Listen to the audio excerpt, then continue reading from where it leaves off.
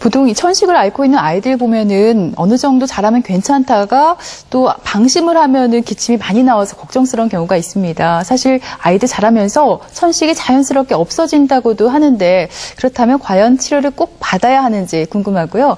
소아천식이 성인 천식으로 이어지는 경우가 많이 있습니까? 예, 소아천식은 대체적으로 이제 0세부터 15세까지를 소아천식이라고 이야기를 하는데 이제 천명은 그르릉거리는 소리와 함께 호흡 곤란이 동반되는 경우들이 많습니다. 대체적으로 통계적으로 보면은 소아기의 천식은 한 5 내지 10% 정도 되고 남자아이가 2배 정도 많다 이렇게 통계가 나오고 있습니다. 일반적으로 소아천식은 이제 3살에서 4살을 전후해 가지고 점점 덜해지기 시작합니다. 덜해지기 시작하고 사춘기가 지나면서 거의 회복되는데 이때 이제 제대로 정확하게 못 나수게 되면은 성인 천식으로 이어지는 경향을 보이게 됩니다. 주로 이제 소아천식이 최근에 많이 증가되고 있는 경향이 있는데요. 주로 환경 오염이라든가 그 다음에 주거 환경이 바뀌면서 실내 인테리어나 이런 걸 통해서 굉장히 유기화합물의 자극을 많이 받고 그 다음에 소아들이 체력이 감소되면서 공동생활하는 환경이 늘어나기 때문에 천식이 증가되고 있다 이렇게 알려지고 있습니다. 그런데 이제 소아천식은 크게 나누면 2가지 종류로 나눌 수 있습니다. 기관지 천식인데 주로 이제 발작습 호흡곤란과 이제 천명음이 생깁니다. 우리가 말하는 천식의 경우에 해당하는 거죠. 그 다음에 이제 천식성 기관지염이 있는데요. 기관지염이 걸린다든가 감기에 걸렸는데 이게 심하게 호흡기를 자극함으로 인해서 천식에 가까운 증상들을 보이게 되는 경우입니다.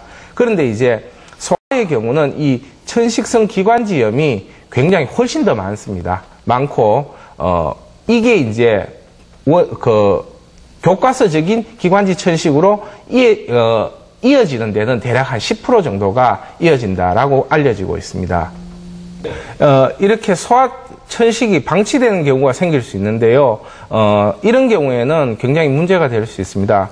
소아천식의 특징이 발작적으로 증상이 확 나타났다가 또 갑자기 좋아지고 이렇게 변덕스러운 과정을 보이게 되는데요.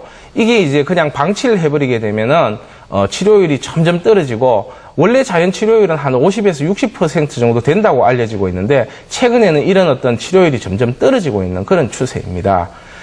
특히 이제 가볍게 증상들이 남아있는 경우들이 많이 있고 또 이제 증상이 악화되지 않는다라고 해서 별로 치료를 하지 않고 넘어가는 경우 있는데 이런 경우에는 이제 난치성 천식으로 이어지는데 한 10에서 15% 정도가 난치성 천식으로 이어지게 됩니다. 천식을 방치했을 때 문제가 되는 경우는 기관지 점막이 흉터가 생기게 되면서 점점 변형이 일어나게 됩니다. 그리고 이렇게 변형이 일어난 경우에는 회복이 되지 않고 계속 이제 천식을 악화시키는 요인으로 작용하게 되고요.